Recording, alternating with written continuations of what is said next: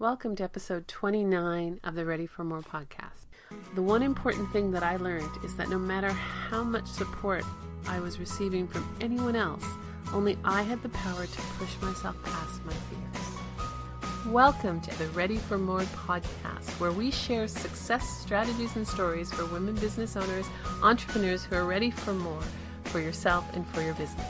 I'm your host, Heather Cameron, and I'm here to help you to discover your unique path to profitability and success so you can achieve your more on your own terms. Are you ready for more? You can find today's show notes and links at www.igniteyourmarket.com/readyformore. Today I want to talk about fear. I want to talk about fear in how it affects us as entrepreneurs, how it affects us as women who are ready for more in our business, how fear can stop us from really offering our greatness to the world, into sharing what we do. And the topic came to mind today because one of my clients had been sitting on releasing a product, a service to her community, and she finally did. And she posted a wonderful comment, which was, "The one important thing that I learned is that no matter how much support I was receiving from anyone else, only I had the power to push myself past my fears." That's so important to understand. We all have fears. As I read this quote and prepared for this podcast, I pulled out a book that I've had for years, which is called Feel the Fear and Do It Anyways by Susan Jeffers.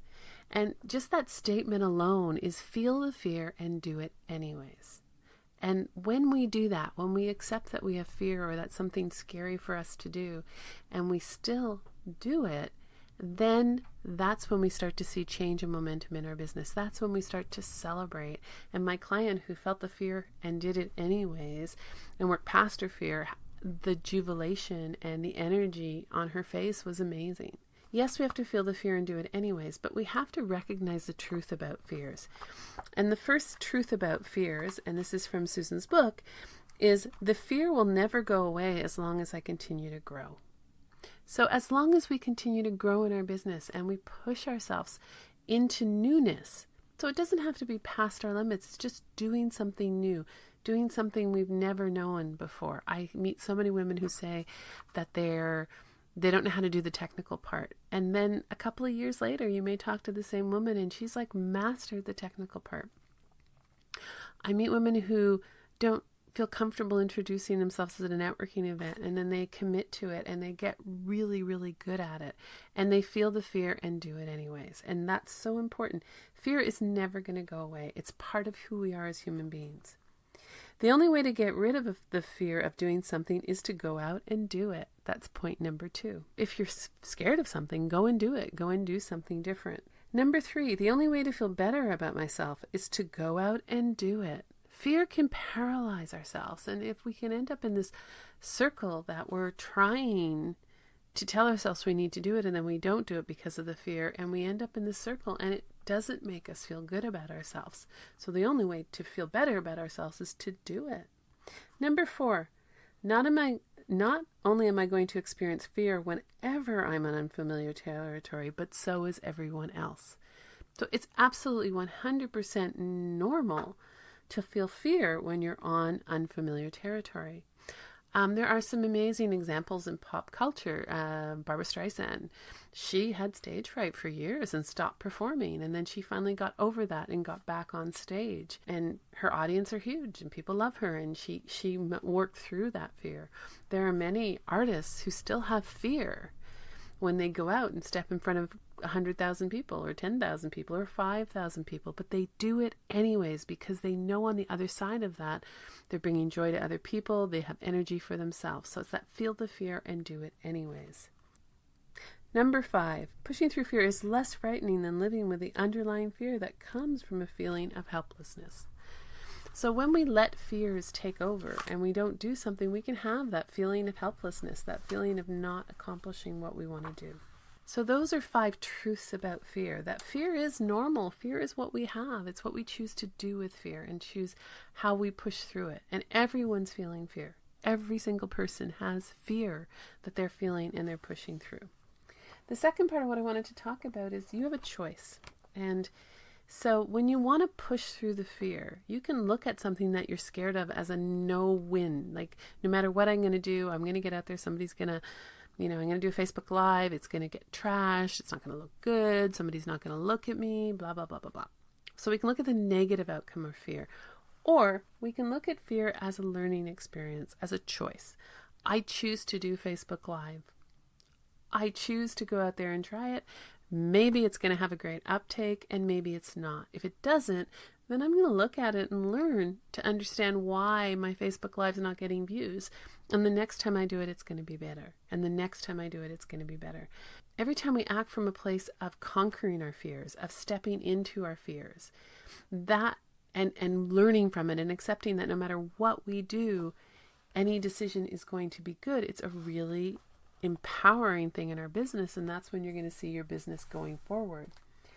A couple of questions I love to ask myself when faced with making a difficult decision, when faced with something that's kind of scary. One of them is, what's the worst thing that could happen? So if I go and do a Facebook Live, what's the worst thing that could happen? If I release a new product, what's the worst thing that can happen? It's a really powerful question. Another one that often works for me is, what would I regret more? So I have a choice. I can go and do this Facebook Live, or I can go and release a new product. If I never release that product, what am I going to regret more? Right? Am I regret not releasing it, or am I going to regret taking the chance, trying it, and seeing what happens? And another thought is, if when you're not putting yourself out past your fears, when you're not working through your fears and becoming better at what you do, who are you not serving? There's somebody out there today who needs your products and services. And if you're not out there releasing that product and services and giving it to that world, that person's not getting the help that you can give you, or they're going to somebody else for the help. So why are you holding your brilliance back from them? You have a choice. And I would love to impart this model into you, which is that if you act on what it is you're fearful of, and you step into it, and you release what you need to be doing, there's going to be two outcomes. One is, it's going to be really successful, and it's going to do everything that you anticipated it would do. The other outcome is, it's not going to be quite as successful as you expected. There's kind of the two outcomes, but neither one is bad. So if it's doing what you expect and it's seeing the results that you want, then you're going to continue to improve on that. If it's not doing what you expect and you didn't see the results that you wanted, you're going to continue to improve on that. Just because you put something out once and nobody looked at it doesn't mean there aren't people interested in it. Just means that moment in time didn't connect with someone. So when you release and step into your fears and step past your fears, there's kind of a 3-step process. One is just let go of the outcome. You don't control the outcome. None of us can control what happens in the future. So if you let go of being focused on the what's going to happen when I release this and the outcome, and just walk through the fear and start doing, or releasing, whatever it is, start doing what it is that you need to do, then you're going to see what the outcome is. You're going to see how it's received, or what a difference it makes in your business, or whatever that fear is. You're going to see the result of that. If you focus on, once it's released, on nurturing it, whether it's hugely successful or not quite where you thought it was going to end up, if you focus on nurturing it, on tweaking it, on understanding what you have to change, on practicing it, if it's something like Facebook Live and you're scared to go on the camera, guaranteed the first one's not going to be that good. Mine wasn't. But it's going to get better every single time you do it, right? Every single time we step into our fears and we move and we keep doing something like that, it's going to get better. And we make corrections along the way. We tweak our background if we don't like what we see. We change the way that I tend to talk with my hands, so I have to watch that when I'm on Facebook Live, for example. Or if I put out a product and an offer and nobody accepts that product and offer, then what was wrong with it? What do I need to correct? How do I need to promote it differently? How do I need to do things differently? And that's what I mean by course corrections. So there's that sense of, when we walk into our fears and we walk past our fears, no outcome is bad, is the first part of that. And if no outcome is bad, then what do we need to do from the result of our fears? We need to not be attached to the outcome, put all our energy into the doing of the item or the activity or whatever that we need to do. We need to focus on nurturing it. Once it's out there, we've got to focus on nurturing it, on letting it grow, on tweaking it and doing course corrections, and get past our fears. And that's a really important part of feeling the fear. So I want to leave you with a quote from Susan's book, Feel the Fear and Do It Anyways. I can't lose regardless of the outcome of the decision I make. The world is a place for opportunity, and I look forward to the opportunities for learning and growth that either pathway gives me. Thank you for listening to this episode of the Ready for More podcast. You can find today's show notes and links at www.igniteyourmarket.com/readyformore.